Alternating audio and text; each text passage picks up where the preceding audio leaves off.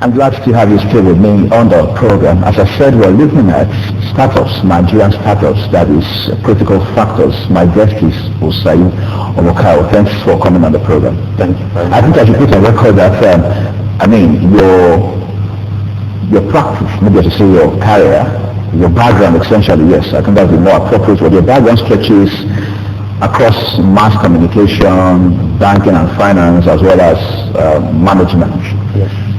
How really, robotics, no doubt, but how has that shaped your approach to business overall? Okay. I think the aspect of the mass communication was practically an accident. Okay. Yes, I actually got admission into Tripoli to study estate management. But unfortunately, my SSC or thereabout that I was expecting came out without mathematics. So I needed to look for a course that could accommodate me without mathematics. So yes, that I found myself in mass communication. But in the course of the study, I discovered something about myself. I discovered the fact that I actually enjoy every bit of communication. I discovered that communication is actually my life, but because of regular disposition to finance has been the major drive of the choice of courses you want to read. I never saw mass comm as something that was profitable at the time we did it. So I decided while I was studying that I was not going to practice. So as I left there, I found myself in the bank. Found myself in the bank, even though I knew while going to the bank. I could say before I graduated, I discovered myself and I realized that I had a passion for business. Practically, I just enjoyed teaching and training and all of that. But you want to go train people, you want to go teach people about business. What's your background? So I decided, I think I need to get a job in a corporate environment where I can at least learn the nitty-gritty of the corporate life. That's how I found myself in the bank. I had my experience there. I told myself I was going to spend 5 years in the bank, but fear of where to fall back on after the bank, I lingered on for another 1 year and a half extra, so I spent 6 years and a half in the bank. Before I summoned the courage to step out and do what I'm doing today.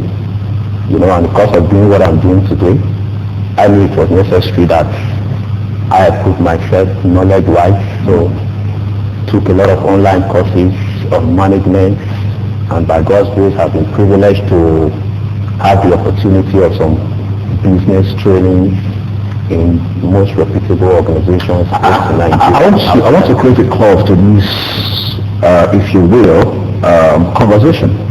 Okay. Because you just talked about, whether you like it or not, you made an allusion to the issue of capacity building. Yes. Training and retraining. You are obviously another shining example of how many brilliant people we have in this country who are not only in business, they are very entrepreneurial. Yes. Have we seen so much of change for the better, within the business landscape? Yes, I would say yes, and categorically yes. But I would say the change is even much more understood by those in government than those outside of government. Okay. An average Nigerian is still thinking of, I want to go to school, get good grades and get a good job. But the government has come to the realization that there is no way forward in that.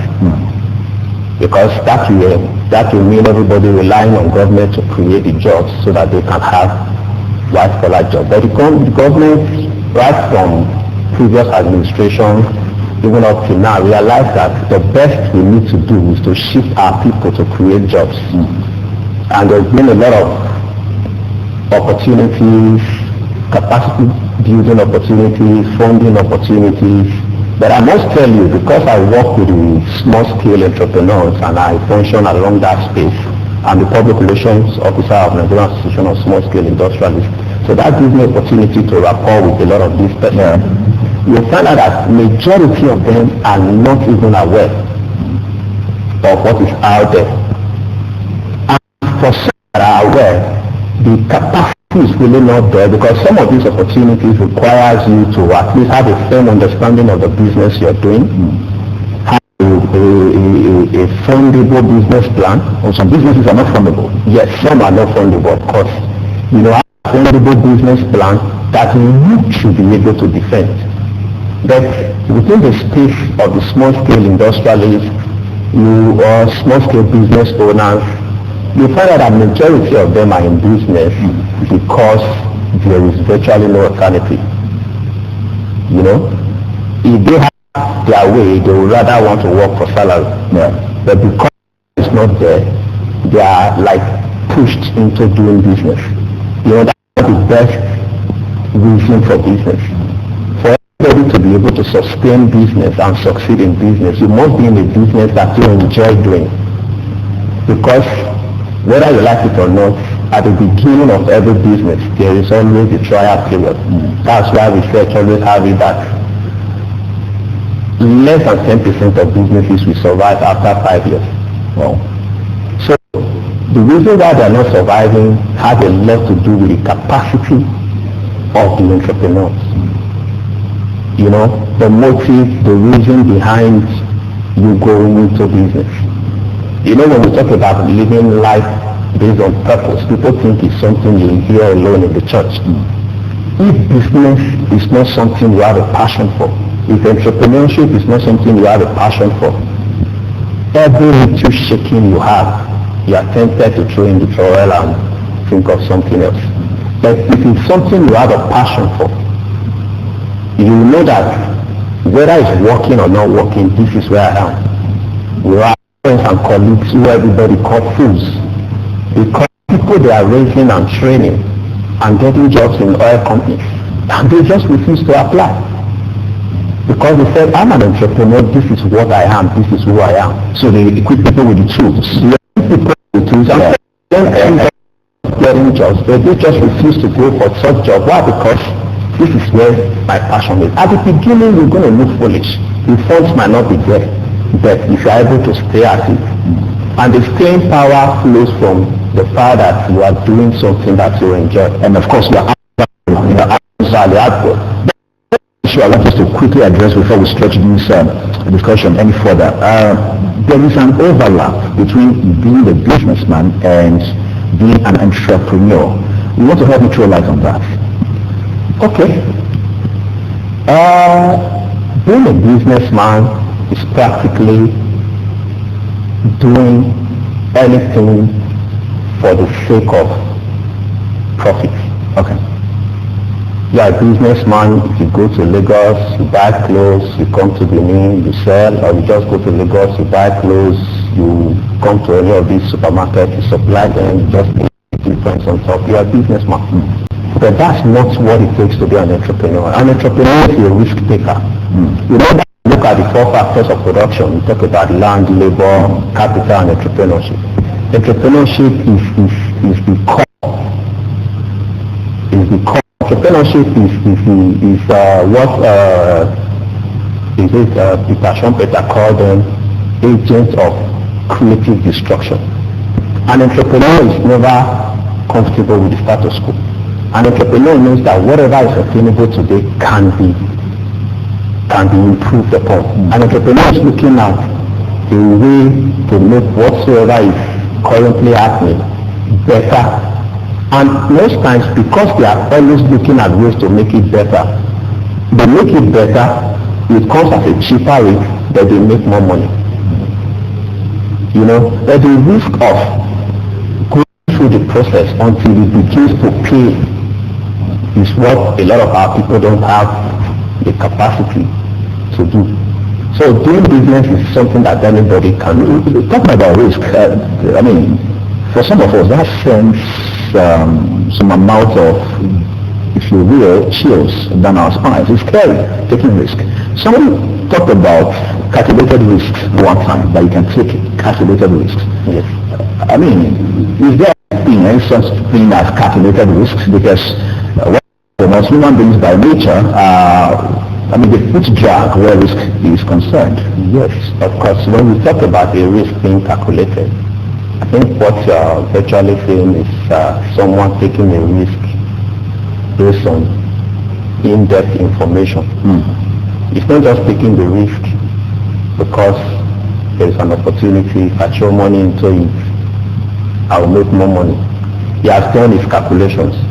He knows that for things to go wrong, something unforeseen, something unimagined had to happen. But looking at all the possibilities, I've taken care of all the possibilities. And of course, and I know that you can't really take care of all the possibilities. But at times you come to a realization that life itself is a risk, obviously. Of course, you must just have to trust someone. You just have to trust a system. We take transport here and there and trusting our entire life in the hands of the driver. The driver could be drunk sometimes and he's taking you to a distance as far as Lagos. So risk is a part of existence. You know, but the entrepreneur is someone who enjoys risk. You listen to some entrepreneurs, they just tell you, I just enjoy cutting deals. It's key to them, it's just fun. It's just fun. But if you are not the entrepreneurial person, you are someone who is very much scared of taking risk. You rather want to do it the easy way, you know. But it's said that in every investment, the less the risk, the lower the profit. So the higher the risk, the higher the profit. We are here to be able to say at the time, shares and stocks was booming and everybody was running into it. When the bubble busted and people stood out, some persons will think that shares is no longer a part of investment. But I can tell you, stocks and shares, people are still making millions on it today. They are taking the risk. What is encouraging them to take the risk? Knowledge. They have to understand the movement of stocks. You know, so I think taking a calculated risk, taking risk based on insider information or in-depth knowledge. There's a trend now that seems to have come here to stay, maybe for a while, these ecosystem issues. So you have like a bunch of entrepreneurs with a focus on information communications technology. Yeah. They are developing solutions, web-based solutions. They are writing apps for different platforms, iOS, Android, and so on and so forth. Young, brilliant, forward-looking, value-adding Nigerians.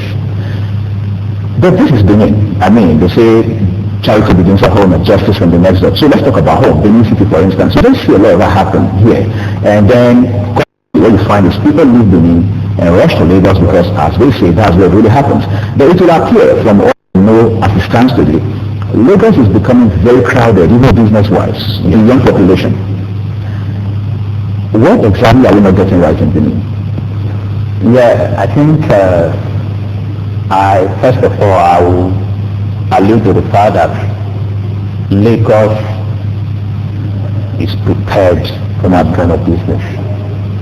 And in the past, Benin has never really been prepared for that. Are we prepared now?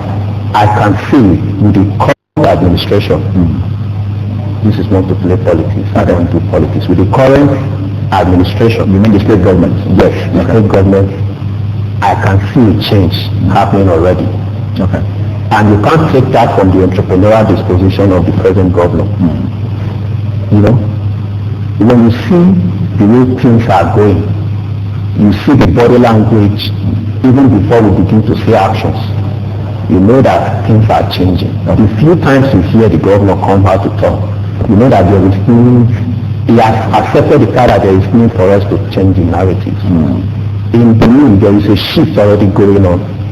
It's already going on towards entrepreneurship. You know? And how do I put it now? I think the young people in Benin are coming to realize that the jobs are not there. The jobs are not there. The only way forward is to think of what I can contribute, what value I can bring on board in exchange for cash. And I must say that apart from the state government doing its own part, we all have a role to play. Sure. Part of doing our company is to create that kind of ecosystem we just talked about. We're currently working on something that will be in the open very soon. We're calling it a productivity center, where all you need is to have a viable idea. You have a viable idea, you can be incubated. The razzmatazz of startups, you have a small office allotted to you. You go through that process, and while you are there, you have access to network of funds, network of intellectuals that comes in to train you on various aspects of business. And if your business is a viable one, you have investors take equity in your business. So within the space of 1 year to 2 years, when you come out of such, you can confidently do business. These kind of ecosystems are scattered everywhere in Lagos. That's why I use the word that Benin has not really been prepared for that. But I think some of us are taking the initiative. We're seeing business in there, even though there's a temptation to want to rush because it's already prepared. But we see that there are much more opportunities here if we can help people see. Because that's one thing an entrepreneur must do. An entrepreneur sees beyond the already market. At the time, it was a celebration when we moved from the mainframe computer to the desktop. In fact, it progressed to laptops. We never thought about anything like tablets. But the Steve Jobs and all that created a tablet helped us to see the need for it before we moved to it. It was never there. We never anticipated that we needed it. But an entrepreneur created it, and we realized that we needed it. You know, the environment might not look like we need some of these things. But I believe that if you can bring it in the table, there are a lot of young people that will embrace it. I'm glad you mentioned Steve Jobs in passing. Incidentally, I've been reading a book by one J. Elliott, who was former senior vice president at Apple. He wrote a book on Steve Jobs, and he calls the book The Steve Jobs Way. If you read that book, if you read the opening note of that book, he, among other things, spent with pictures Steve Jobs to be an entrepreneur and a visionary who was eccentric. Bring value, eccentric enough to not wait for the power shifts to happen, but to create it. Yes. But again, we will be in the together. That is an entirely different environment. Exactly. Let's look at the peculiarities we do as a country and as a people. But of course, the issue of the economic element and all that. What are the specific challenges that are brought against as an entrepreneur with a brilliant, viable idea? Yeah, I think the very first challenge is the fact that the necessary infrastructures are not in place. By infrastructures now, I'm talking about power and all of those little things, because if you say that when you start a business in Nigeria today and someone starts same business in Ghana, that person is already 5 years ahead of you. Why? Because the person is not within the same region. Yes. The person is not going to think about buying a generator. It's not going to think about running fuel and diesel and all of that. If that's the aspect that government needs to do their bit, then from all of that, because all of that is surmountable. That's the solution that is being provided by the ecosystem, the incubators and all of that we are providing, so that one generator powering an office, the office have like 6-7 different businesses being nurtured there within the space of 1 year to 2 years. You know, so when you're living there and there is enough investment, then you can do whatever you need to do. That is one. Then I think secondly, the key challenge is that because I'm one person that believes in taking personal responsibility. We are not going to wait until all other things are in place before we do what we must do. As a young entrepreneur, majority of them will complain about funding. But I can assure you, venture capitalists come into Nigeria almost every other week. So majority goes to Lagos and all of that. But they are looking for businesses that can scale. Not just necessarily business that are solving problems, but the business should be able to scale, should be able to solve problems beyond the environment that you can see. The world is a global village as we speak. Competition is boundless nowadays. You are into printing. There is someone in Lagos who is into printing. He has a website. I go in there, I choose a complimentary card. I choose the design I like. I send him everything I need. He sends me the complimentary card in 5 days, in 3 days. And you are there doing same printing. But I can't find you online. I could be in a bookshop recently and I asked him, I'm massive at this bookshop. How come I can't find you guys online? I asked him before I went for that bookshop to look for a book, I searched for those same books online. And if I find them in some of those online shops in Lagos, I will buy them and have it. So I think people need to be daring enough. We need to be creative enough. Because the infrastructure beyond the little things we talk about, the other infrastructures that are internet-based are open to everybody. Sure. They are open to everybody. So if you are daring enough, if you are searching enough, you can always find them. So I think the responsibility falls on us, and the key problem is our capacity. We're going to talk about capacity because we'll take a quick break now. We'll come back. There are a few other issues because I think from every reaction you have to the issue, it will appear that it just creates a wall of other issues that we should try to address before we tie up on the show. We're going to take a quick break. When I come back, Osai and Mokai will still be here so we can stretch the conversation a bit further. Don't go away. Stay with me on the program. I'm just going to create a scenario. Think a small scenario, then we begin to wind down on the program. I get an idea, as brilliant, as smart as it may be, boom, I start implementing whatever my approach will be to it. But I'm very sure also critical to this whole process is the need to establish systems to help not only in starting the business, but in sustaining it for the short, medium, and long terms. Am I right? Yes, of course. So what exactly are those systems that should be put in place? Okay. I think basically what really makes you an entrepreneur is not your ability to do something. It's your ability to run the business, to run the day-to-day activities of the business in a profitable manner. So profit is part of the chain. Profit is key. You know? And if all of this process depends entirely on you, I can assure you, you're not going to go too far. The reason why when you hold your shirt, it's not fine in your hands is because it's not within the framework of a body, which is a skeletal body wearing its own to the suit. The system is like that to a business. Without the skeletal framework that runs the business is solely depending on a few hands. When those persons get distracted, the business gets distracted. And that's the gain of a lot of what we are seeing in this side of the world. You can hardly point to a business in this part of the world that's over 100 years, apart from a few of the banks. And meanwhile, in some of these developed countries, you see businesses that have lingered on for years. You know, as it happens to business, so it happens to churches. You see, there are pastors that just cannot travel. And meanwhile, there are some other pastors so structured in a way that when they are not around, you don't even know.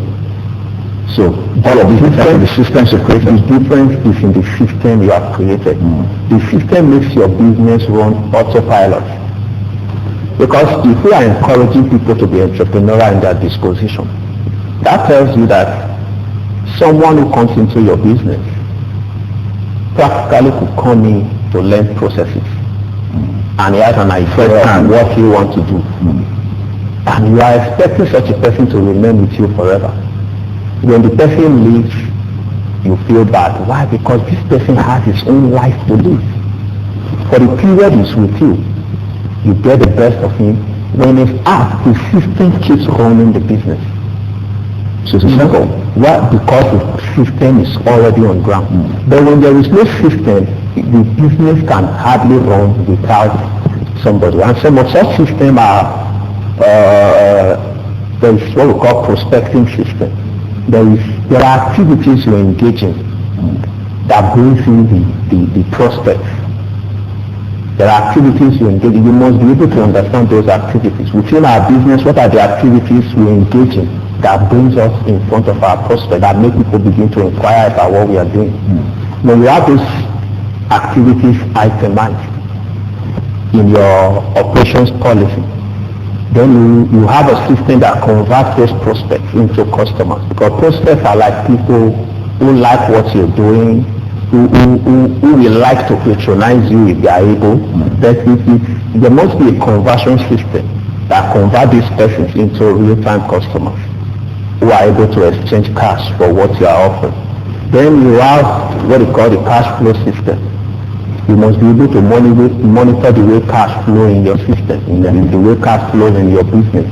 Then you have the bookkeeping system. There are a lot of systems like that. There's a market system. There is you must be able to measure performance indicators. You must have key performance indicators of people you have engaged. When all of these are in place, when anybody shifts or someone needs to go on vacation and the system replaces itself. And as an entrepreneur, it's your responsibility to always look at your system, juxtapose it with your visions and the reality of the market at the moment, and be able to make the shift where there needs to be a shift, so that you always remain relevant. Let's talk about something quickly, because I don't want this to lead us on the show. Competition. How do you do competition as a startup, really? Because that would be a whole lot of work to handle, wouldn't it? Yes. I think when you come into a business, that's where the issue of a business plan comes in. You have a good idea, you sit down with a professional to put up a business plan. In the course of putting up a business plan, some consultations go on. You have to look at the market size, you have to look at the market shares, you have to look at the market leaders, you have to look at the challengers and decide, in this spectrum of business, where actually do I want to play? You have to decide a niche. You have to decide a niche. I saw an article, though I didn't confirm it, that a particular noodle by, I think, Dangote was sold to another. One will say, Dangote has all the money, why will he sell off his noodle company to? And the company he bought was smaller. Sometimes big names have the niche of the market they are targeting, and some niches are just there unattended to. When you sit down with a professional and you are looking at your business plan and looking at all of the strategies to put in place, you can cut a niche for yourself. You don't really need, because you don't have the financial capacity and the muscle to fight a business leader. But imagine an industry that has hundreds of billions of dollars. I can tell you today, if you choose to start a cement factory, a cement processing factory in this country, you will still make money. Okay.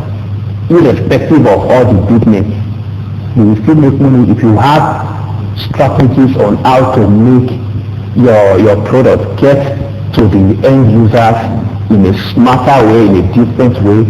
Yes, sometimes competition can muzzle you down, but I think that's where creativity and the level of counsel you get in business comes in. That's why business is not a thing of, that's where the calculated risk comes in.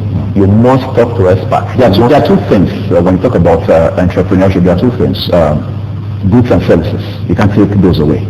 You are either selling a product or you are offering a service. Yes, exactly. And then it brings us to the issue of marketing. How do you make it as effective as possible to put the word out about whatever it is you have to offer to the end user? Yes, I think that's where you must come to the reality of the times that we live in. Right. I can tell you, I was in a program sometime last week, and the organizer of the program said, if you heard about this program on social media, raise up your hand. Over half of the people sitting in the hall raised up their hands. He said, if you heard about us on TV, raise up your hand, a few persons. If you heard about us on radio, I'm not sure I saw up to 3-4 persons that raised up their hand. That's the reality of the moment.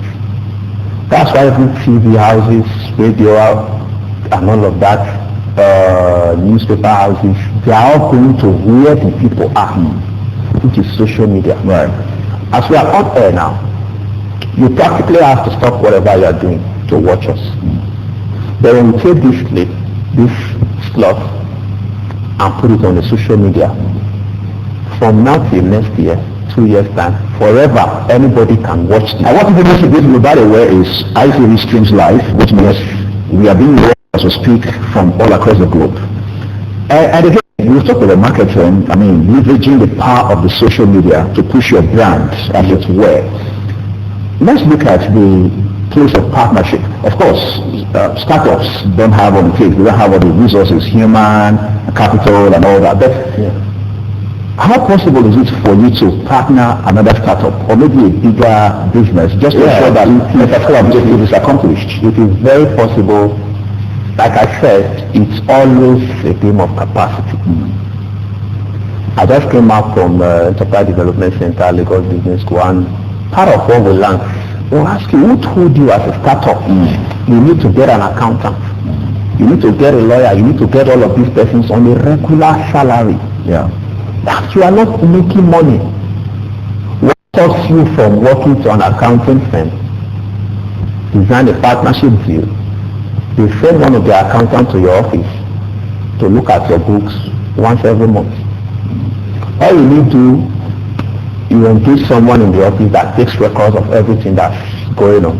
An accountant comes in and you pay per every time he comes. As opposed to engaging an accountant because of every 50,000 naira who comes to work every day, practically does nothing. I think that's where knowledge comes in. Obviously, you're talking about cutting costs. Yes. As a startup, you must creatively reduce your cost. That's one sure way to remain in business. And if you are a web designer, you are in business, you are a web designer. I'm a trainer, I have a training company. Who says I can't put you on retainership?